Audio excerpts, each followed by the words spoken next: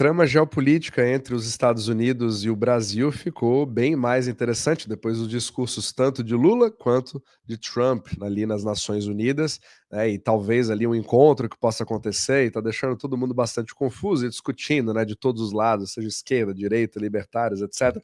Mas o meu objetivo aqui é falar de um assunto um pouco diferente, que são as implicações macroeconômicas para o acesso a dólares, principalmente quando você tem uma escassez deles ao final que não se fala muito, mas que é crucial para você entender, porque ele define o fluxo de capitais ao redor do mundo e também os seus investimentos. Então, quem me acompanha sabe que eu falo bastante do sistema euro-dólar, os dólares fora dos Estados Unidos. Eu tenho vários artigos aqui que eu faço no próprio Substack, né, onde membros podem acompanhar em detalhes, onde eu falo sobre, por exemplo, as Ilhas Caimã serem um dos principais hubs de distribuição de dólares ao redor do mundo, mas também como a gente vê um processo de desglobalização e você percebe ali vários dos novos movimentos que são feitos, como a China, né, entrando com a Union Pay no Brasil, você quer fazer o BRICS Pay, etc., aquela coisa, mas a gente explica bastante como que é muito difícil você se livrar de um sistema que é baseado em crédito, onde os países fora dos Estados Unidos, ou seja, o resto do mundo,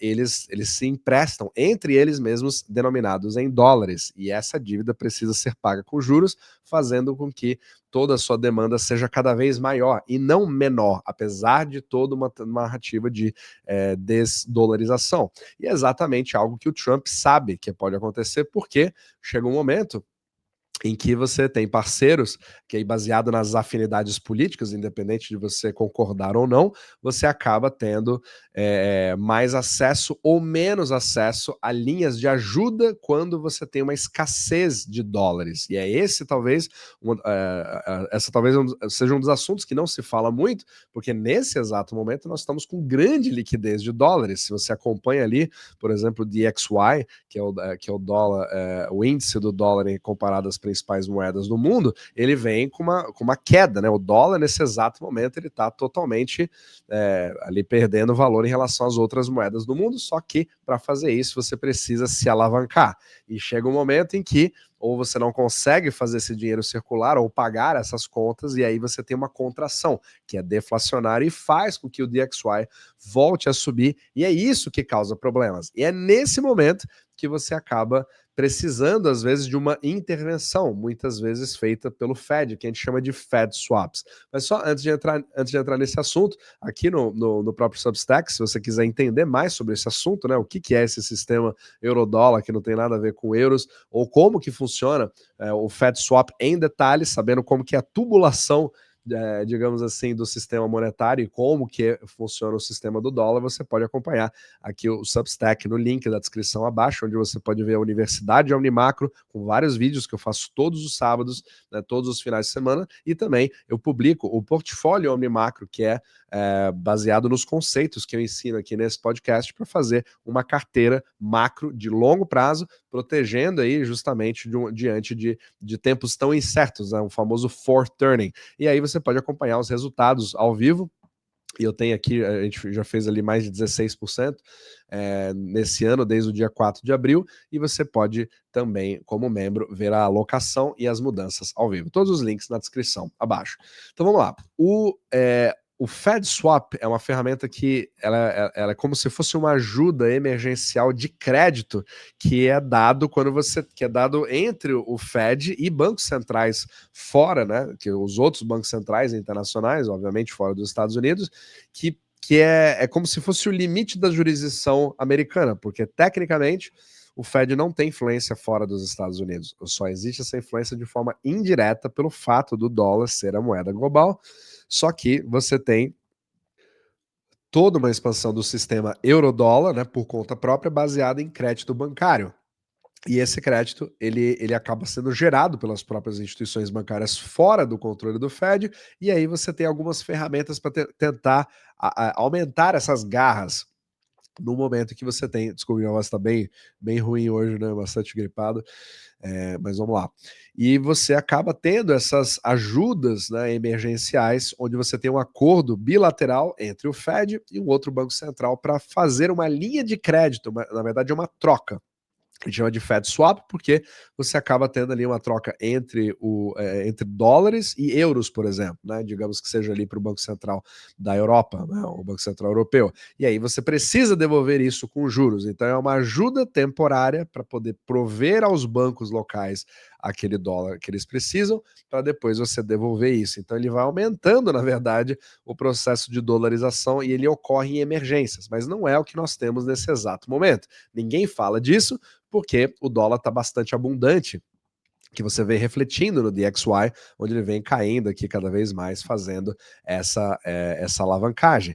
Então, quando você tem problemas para pagar as suas dívidas, você acaba voltando, né, e fazendo uma reversão disso. E é nesse momento que entra o Fed Swap. Só que agora nós estamos num mundo que não tem mais aquela grande cooperação. E aí fica a questão: o Trump, ou tentando tomar conta ali do Fed cada vez mais, que é um movimento que se mostra cada vez mais presente, pode chegar no momento e falar o seguinte: olha, se você é parceiro, tá jogando bem com a gente com certeza vai te ajudar com o Fed Swap caso você precise, mas caso você não se comporte muito bem, essa ajuda pode não existir. E é exatamente o tipo de preocupação que você vê em notícias como essa, né?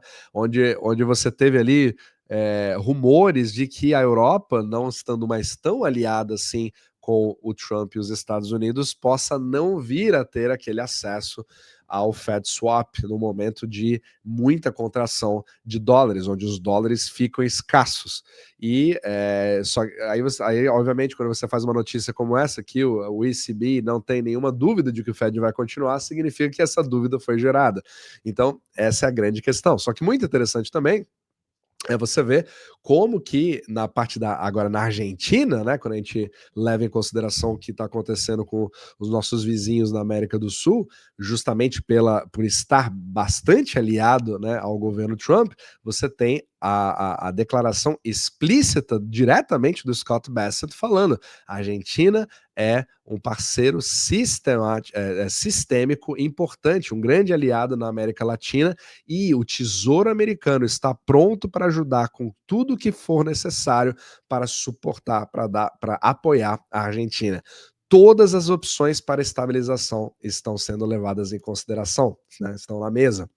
E aí, essas opções, elas incluem, deixa eu até colocar aqui, todas essas opções incluem, mas não estão limitadas somente a swap lines, é exatamente o Fed Swap, certo?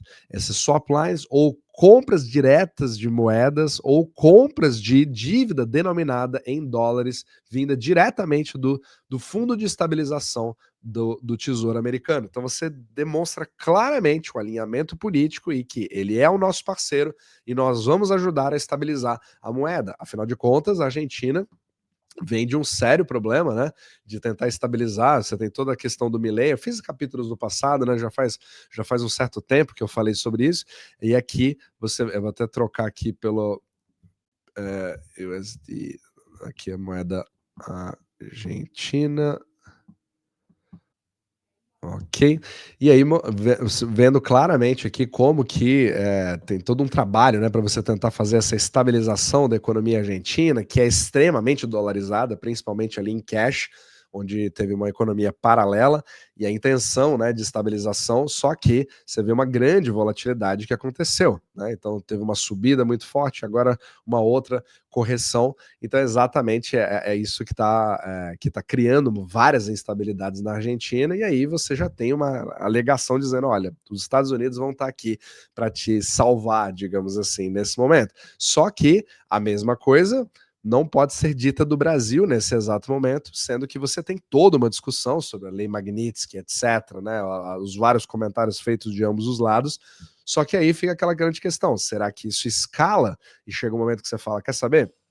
Não vai ter mais acesso a Fed Swap, vocês se viram com as suas próprias reservas cambiais, né, que muitos vão poder dizer, o Brasil tem grandes reservas cambiais, inclusive o câmbio brasileiro está extremamente favorável nesse exato momento, quando você compara, justamente aproveitando dessa queda do DXY que eu mostrei, como também o grande fluxo de capitais indo para o Brasil nesse exato momento, né? Você tem os ETFs do Brasil subindo, etc. Mas isso é diante de um cenário de liquidez global. A liquidez ela está indo para todos os lugares ao mesmo tempo. Então ela está indo para a Ásia, ela está indo para a Europa, ela está indo para, inclusive para dentro dos próprios Estados Unidos, justamente pelo dólar estando bastante fraco em relação aos outros lugares, inclusive aumentando as reservas cambiais de todo mundo, né, denominadas em dólares.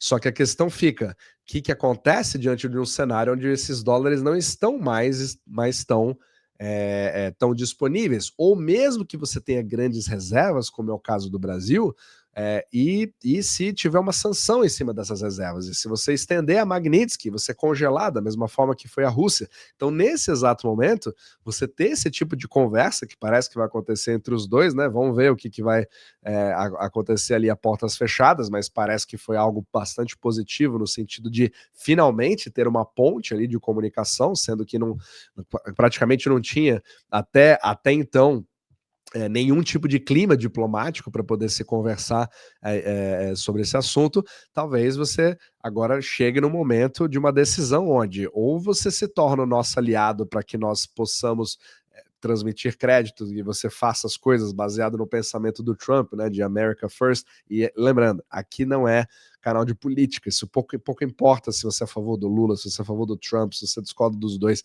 não é isso que eu tô falando. O foco aqui é você tentar entender que aqui é uma bifurcação onde ser um aliado pode permitir um acesso melhor e ao funcionamento das instituições financeiras, inclusive da própria jurisdição dos seus investimentos e a transmissibilidade desse capital para trafegar dentro do sistema eurodólar, ou pode vir começar a ter ali uma série de obstáculos que vão criar fricções, né, que podem tornar as coisas mais caras ou mesmo inviáveis em algum momento, dependendo da gravidade das coisas. Então vai ser um momento muito interessante, né, de poder acompanhar para ver para que lado que as coisas vão, e realmente nós estamos vivendo aqui ou como o Trump diz, né, a era dourada, mas talvez aqui da macroeconomia e de uma nova formação, né, dessas novas alianças que vão definir um mundo cada vez mais interessante por um lado e desglobalizado e rachado, né, em várias facções ou vários grupos que vão se tornar a partir de agora. E isso, com certeza, vai definir o destino de todos os nossos investimentos. Então, espero ter ajudado e a gente se vê no próximo vídeo.